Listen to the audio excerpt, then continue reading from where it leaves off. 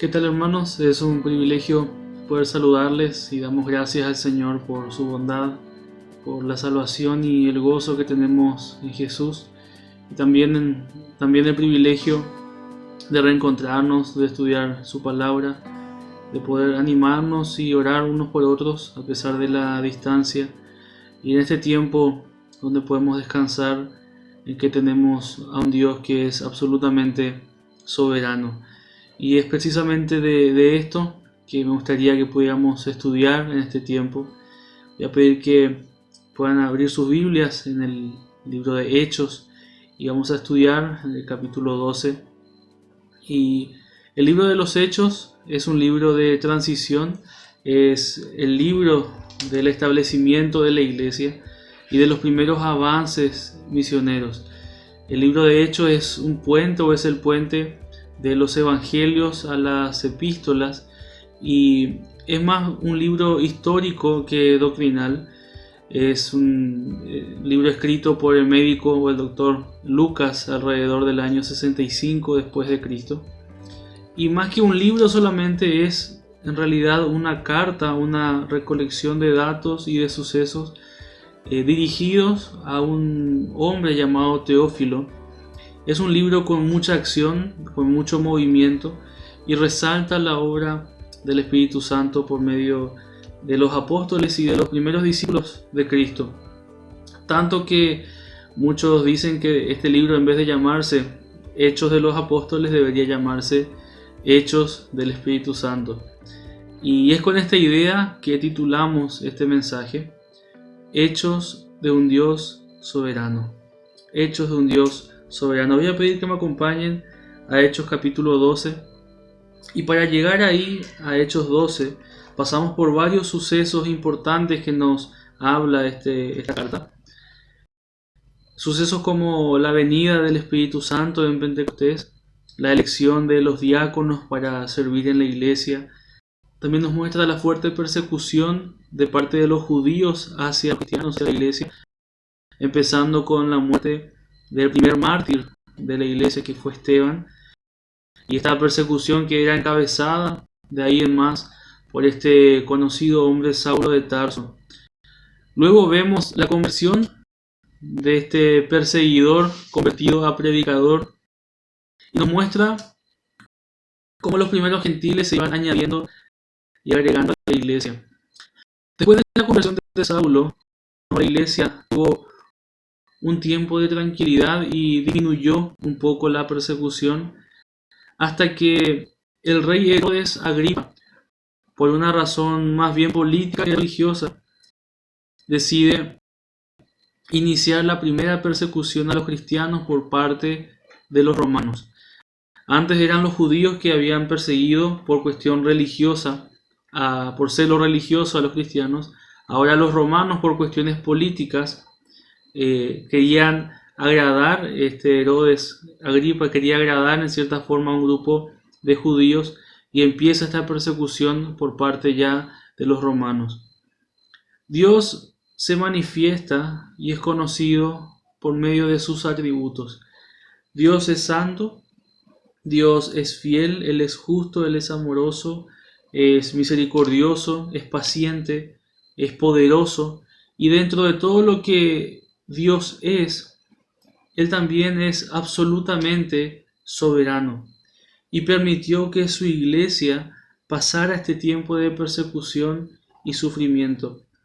Y a lo largo de este capítulo 12 me gustaría que viéramos algunos puntos y vamos a estudiar en este tiempo de versículo 1 al versículo 11 y el resto del capítulo vamos a estudiarlo en un siguiente mensaje. Y primeramente del versículo 1 al 11 vamos a poder ver la realidad de la soberanía de Dios. La realidad de la soberanía de Dios.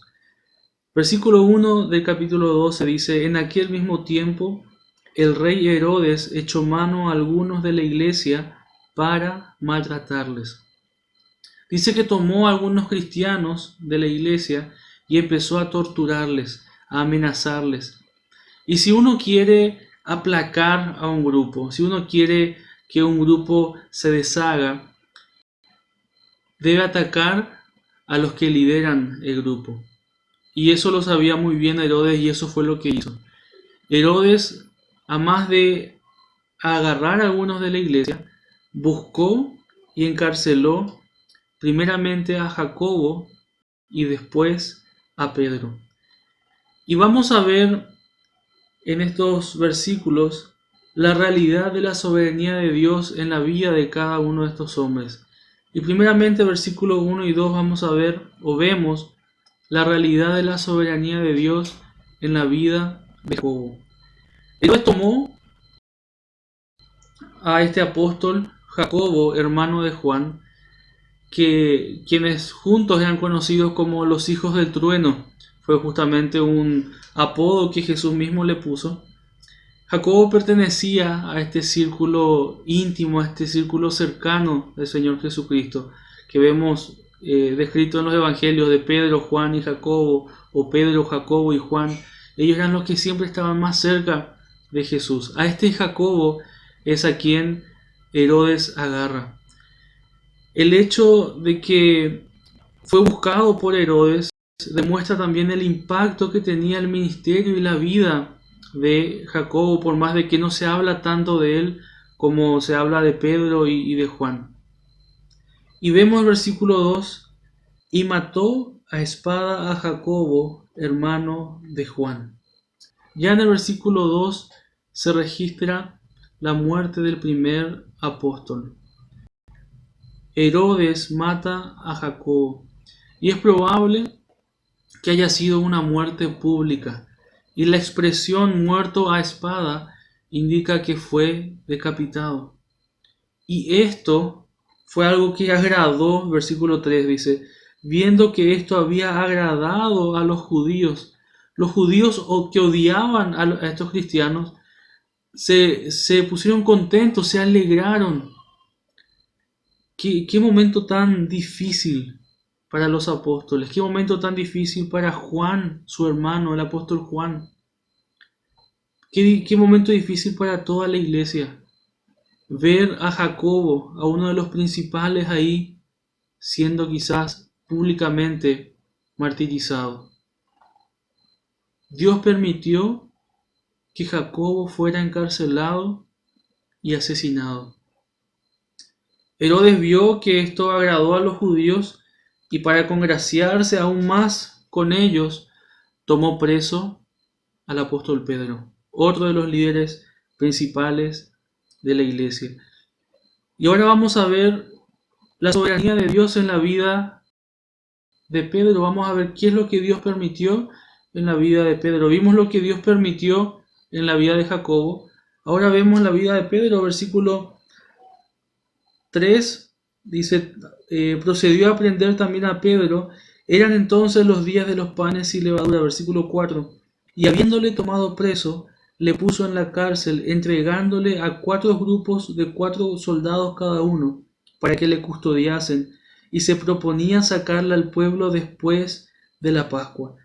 Así que Pedro estaba custodiado en la cárcel, pero la iglesia hacía sin cesar oración a Dios por él. Versículo 6. Y cuando Herodes le iba a sacar aquella misma noche, estaba Pedro durmiendo entre 2 soldados, sujeto con 2 cadenas, y los guardas delante de la puerta custodiaban la cárcel. Y he aquí que se presentó un ángel del Señor, y una luz resplandeció en la cárcel, y tocando a Pedro en el costado, le despertó diciendo, levántate pronto. Y las cadenas se le cayeron de las manos. Le dijo el ángel, cíñete y átate las sandalias. Y lo hizo así. Y le dijo, envuélvete en tu manto y sígueme. Y saliendo le seguía, pero no sabía que era verdad lo que hacía el ángel, sino que pensaba que veía una visión. Habiendo pasado la primera y la segunda guardia, llegaron a la puerta de hierro que daba a la ciudad, la cual se les abrió por sí misma, y salidos pasaron una calle, y luego el ángel se apartó de él. Entonces Pedro, volviendo en sí, dijo, ahora entiendo verdaderamente que el Señor ha enviado su ángel y me ha librado de la mano de Herodes y de todo lo que el pueblo de los judíos esperaba. Pusieron a 16 soldados que iban a ir rotando para vigilar a Pedro y vemos algo absolutamente impresionante. Dios envía un ángel para rescatar de manera milagrosa al apóstol Pedro, sacándole las cadenas, haciéndole pasar por el medio de las dos guardias sin que ellos le vean, abriendo la gran puerta de hierro de la cárcel sin que nadie vea ni escuche nada. Y sin darse cuenta, Pedro era libre. ¡Qué demostración de poder de parte de Dios! Sin duda no hay nada imposible ni siquiera difícil para Dios. Pero aunque esto es tan impresionante, creo que rápidamente nuestras mentes pueden llevar a preguntarnos ¿por qué permitió Dios que Pedro fuera rescatado de una manera tan increíble? Pero permitió que Jacobo fuera asesinado tan cruelmente. ¿Qué fue distinto? Los dos eran apóstoles. Los dos eran del círculo cercano a Jesús. Para nuestra mente es difícil entender a Dios y su manera de obrar muchas veces. La única respuesta la encontramos en la realidad de la soberanía de Dios. Que Dios es soberano, queridos hermanos, es un hecho. Lo reconozcamos o no, nos guste o no, al mundo le guste o no la idea, eso es irrelevante. Dios es soberano. Que Dios sea soberano significa que Él se sienta en el trono del universo, que Él tiene la autoridad suprema. La soberanía de Dios representa la capacidad de poner en práctica, de llevar a cabo su santa voluntad. Nadie puede evitar que Él haga algo. Lo que Él quiere, Él lo hace. Él no tiene que pedir permiso ni autorización a nadie. Él es realmente independiente. No necesita nuestro consentimiento para hacer o no hacer algo. Vemos que alguien que experimentó la realidad de la soberanía de Dios fue un hombre llamado Job. En el Antiguo Testamento vemos a este hombre que experimentó la realidad de un Dios soberano. Vemos en Job 9:12, él dice, he aquí arrebatará, ¿quién le hará restituir? ¿Quién le dirá qué haces? Vemos en Job 11:10, si él pasa y aprisiona y llama a juicio, ¿quién podrá contrarrestarle? Job 23:13, pero si él determina una cosa, ¿quién lo hará cambiar? Su alma deseó e hizo. La soberanía de Dios es una realidad. Y hay dos cosas que debemos recordar sobre la soberanía de Dios. Primero, que está totalmente ligada a sus propósitos. La soberanía de Dios está totalmente ligada a sus propósitos. Dios no hace las cosas al azar, o por la suerte, o improvisando, sino que Él hace las cosas conforme a sus planes. Dios es soberano y su poder, su capacidad para hacer las cosas, obra en armonía con sus propósitos. Y segundo, que esos planes y propósitos soberanos siempre, pero siempre van a ser planes de bien. Aunque no entendamos y en nuestra lógica no tenga sentido que el sufrimiento sea parte de una voluntad buena, agradable y perfecta, Dios está obrando siempre para nuestro bien. Eso nos dice Romanos 8:28, porque a los que aman a Dios, todas las cosas les ayudan a bien. Dios tenía propósitos diferentes para la vida de Jacobo y de Pedro. Permitió que uno muriera según su propósito y permitió que el otro fuera liberado de una forma milagrosa según su propósito también. En ambas situaciones Dios fue glorificado, tanto en la muerte de uno como en el rescate del otro. La gran mayoría o la mayoría de nosotros hemos escuchado sobre el misionero Jim Elliot, uno de los 5 misioneros asesinados en Ecuador al intentar llevar el evangelio a la tribu guaraní. Bueno, Jim Elliot tenía un hermano mayor llamado Bert Elliot, o también conocido como Heriberto Elliot.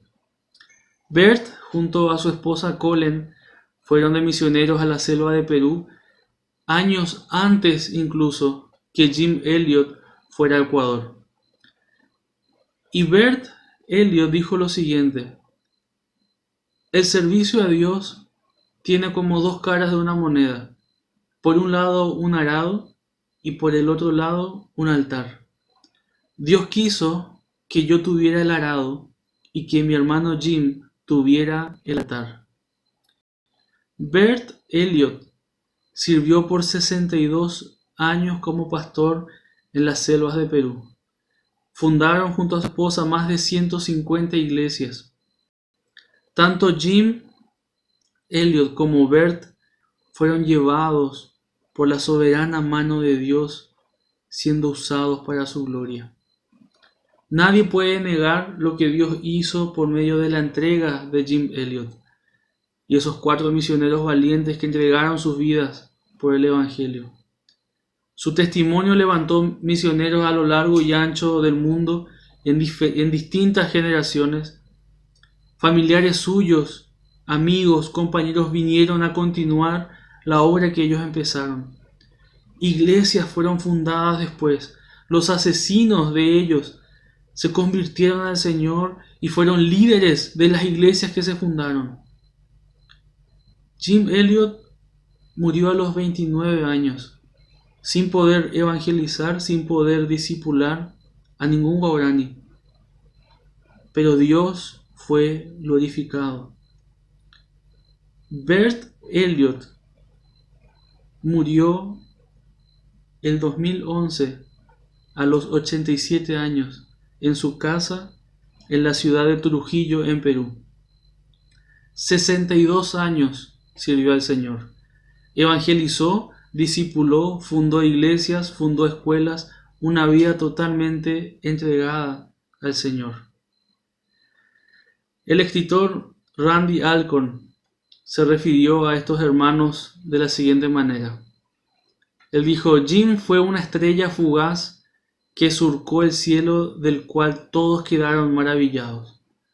Por otro lado, Bert fue una estrella tenue que día a día surcaba fielmente el mismo camino sin que muchos se den cuenta. Ambos brillaron para la gloria de Dios. En ambas situaciones Dios fue glorificado y cumplió sus propósitos, tanto en el altar donde fue puesto Jim, como en el arado que usó Bert. Dios es soberano y obra en base a sus propósitos perfectos, en base a sus planes de bien. La soberanía de Dios es una realidad. Sin duda, en este tiempo hemos experimentado cómo nuestros planes se arrugaban como cuando arrugamos un papel. Pero podemos tener confianza de que Dios está llevando a cabo su plan perfecto y Él será glorificado. Él se está glorificando en toda esta situación. Ver la realidad de la soberanía de Dios en la vida de Jacobo, en la vida de Pedro, en la vida de Jim, en la vida de Bert Elliot, tiene que llevarnos a entender que no podemos encapsular el obrar de Dios. No podemos decir, esto Dios tiene que hacer sí o sí, o esto Dios tiene que permitir. Muchas veces luchamos porque Dios obra y permite cosas en la vida de algunos, y quizás en mi vida no permite eso. O abre puertas para algunos que para mí no son abiertas. No hay que perder tiempo comparando, sino hay que ser fieles con el tiempo que Él nos da, en el tiempo que Él nos da y en lo que Él nos permite hacer para su gloria. Si hay algo que me afecta, y mi esposa es testigo de eso, es que las cosas no salgan o no me salgan como planeé, como planifiqué. realmente me desanima y muchas veces me vengo abajo cuando algo no sale según lo planeado. Pero no nos podemos rendir si nuestros planes se estropean, porque pensando bien, lo mejor que nos puede pasar es que Dios arruine nuestros planes imperfectos para encauzarnos en sus planes perfectos. Hermanos, Dios es soberano. Eso es una realidad a la que podemos aferrarnos y en la que podemos descansar. En Él podemos estar seguros de que sus planes son perfectos y son planes de bien para nuestras vidas. En segundo lugar, hay un hábito en la vida cristiana que demuestra sometimiento a esa voluntad soberana de Dios. Y es la oración, muestra de ese sometimiento a la soberanía de Dios. Versículo 5, vemos cómo la iglesia dice, mientras Pedro estaba custodiado en la cárcel, pero la iglesia hacía sin cesar oración a Dios por él. La iglesia estaba orando. ¿Saben qué? Los cristianos con el tiempo quizás hemos ido cambiando el énfasis de la oración. No solo que oramos menos, sino que a veces pensamos que al orar Dios está en cierta forma obligado a darme algo si es que yo pido eso con fe. Y a veces malinterpretamos pasajes respecto a la oración y pensamos que Dios solo responde cuando me da lo que yo quiero. O sea, si Dios no me da lo que yo estoy pidiendo, o el Señor no abre la puerta que yo estoy pidiendo que sea abierta, es en realidad que Dios no me respondió. ¿Acaso pensamos, o acaso será que la iglesia no oró por Jacobo? ¿Será que la iglesia no oró por Jacobo así como oró por Pedro? ¿Será que no pidieron bien? No, fue el mismo clamor, pero la oración no fue hecha para que Dios se conforme a nuestros deseos, sino todo lo contrario. Erramos muchas veces al confiar y al depositar nuestra fe en el poder de la oración y no en el Dios a quien oramos. Orar, queridos hermanos, es presentarnos delante de Dios, contarle nuestra necesidad, encomendarle nuestros caminos, dejar que Él haga conforme a su voluntad, de acuerdo a lo que a Él le parezca mejor. De esta forma someto mi voluntad a la suya en vez de intentar y procurar someter su voluntad a la mía. Y una actitud correcta en la oración nos lleva a ese sometimiento a la soberanía de Dios. Santiago 4:3, si pueden acompañarme con sus Biblias. Santiago capítulo 4, versículo 3, dice: pedís y no recibís, porque pedís mal para gastar en vuestros deleites. Pedimos mal porque nos centramos muchas veces en lo que nosotros queremos. Insistimos en nuestra voluntad. Y en situaciones adversas y difíciles, muchas veces en nuestra oración demostramos una falta de sometimiento a su soberanía porque estamos pidiendo lo que nosotros queremos e insistimos solamente en eso. Y no encontramos respuesta porque estamos pidiendo mal. Primera de Juan 5:14, Primera de Juan capítulo 5, versículo 14, dice: y esta es la confianza que tenemos en Él, que si pedimos alguna cosa conforme a su voluntad, Él nos oye. Y acá nos da una llave fantástica: conforme a su voluntad. Cuando la oración se hace en una comunión con Dios, habrán pensamientos en común entre su mente y la nuestra. Y es necesario que Él llene nuestros corazones de sus pensamientos, de su voluntad, para que sus deseos se conviertan en nuestros deseos. La oración nos lleva a conformarnos, a tomar la forma de su voluntad. La gran mayoría de nosotros, y desde pequeños nos enseñan a terminar nuestra oración usando la frase: en el nombre de Jesús, amén. Ya cuando vamos creciendo, vamos añadiéndole más cosas, más teología. Pero eso está en Juan capítulo 16, 23. Cristo mismo dijo, ¿verdad? Si me acompañas podemos leer ese versículo. Dice: de cierto os digo, que todo cuanto pidiereis al Padre en mi nombre os lo hará. Que todo lo que pidiereis en mi nombre. Pedir en el nombre de Cristo. Esto, queridos hermanos, es muchísimo más que solo una frase para terminar nuestras oraciones. No es una fórmula mágica de oración.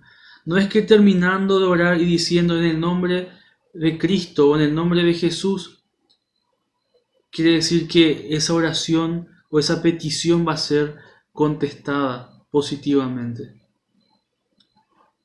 Solicitar algo a Dios en el nombre de Cristo debe estar necesariamente de acuerdo con lo que Cristo es.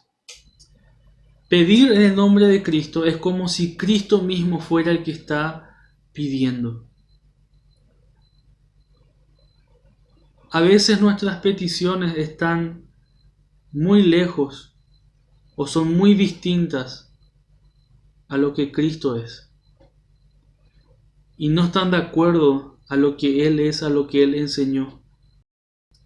Pedir en su nombre es como si fuera que Él mismo lo está pidiendo. ¿Y cuál fue la actitud en la oración que Cristo nos mostró? En ese huerto de Getsemaní, en el momento más difícil de la vida de Jesús, Él se postra en oración al Padre, en una sumisión total a la soberanía de Dios. Y le dice: si es posible, que pase de mí esta copa, pero hágase tu voluntad y no la mía. Pedir en su nombre es descartar nuestra propia voluntad, aceptando la de Dios.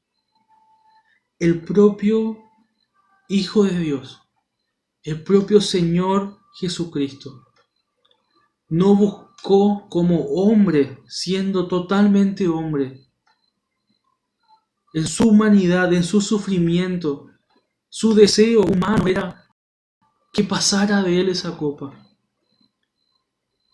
Pero Él no terminó ahí esa oración. Él dijo: Padre, que se haga tu voluntad y no la mía. La oración no es solamente un acto. La oración es una actitud de dependencia de Dios. La oración es la confesión de nuestra flaqueza, de nuestra debilidad. Es el reconocimiento de nuestra necesidad. Es totalmente contrario a dictar algo que está muy de moda. Es totalmente contrario a decretar, a declarar, a establecer. Qué soberbia debe haber en nuestros corazones para pensar que podemos ordenar o mandar a Dios que haga algo. Sin embargo, muchas veces oramos de esta manera. La oración verdadera evidencia nuestra sumisión a la soberanía de Dios. La oración no es para pedir a Dios que Él cambie sus propósitos, sino para que nos cambie a nosotros, para cumplir sus propósitos divinos. Teniendo esta actitud ante la soberanía de Dios, podemos estar tranquilos. Teniendo esta actitud de sumisión a la soberanía de Dios, evitamos las desilusiones dañinas. Nos anestesiamos contra las frustraciones crónicas. y levantamos las defensas contra el desánimo paralizante. Podemos ponernos al lado de Job y decir con plena confianza: pero si Él determina una cosa, ¿quién lo hará cambiar? Su alma deseó e hizo, Él pues acabará lo que ha determinado de mí. Eso es real. Y tenemos una forma de someternos a esa soberanía tan práctica en nuestro día a día a través de la oración, pero con la actitud correcta, con el corazón correcto, derramando nuestro deseo, nuestra petición delante del Señor, pero diciéndole: Padre, que se haga tu voluntad y no la mía. Esto trae descanso, esto trae paz, esto trae alivio. Que el Señor pueda guiarnos a tener esta actitud correcta frente a su soberanía, frente a situaciones que no entendemos, en las que no hallamos respuesta. Solamente vemos a un Dios que reina y que está sentado en el trono y que nos dice: confíen, tranquilo, yo estoy obrando para su bien y para mi gloria. Que el Señor les bendiga.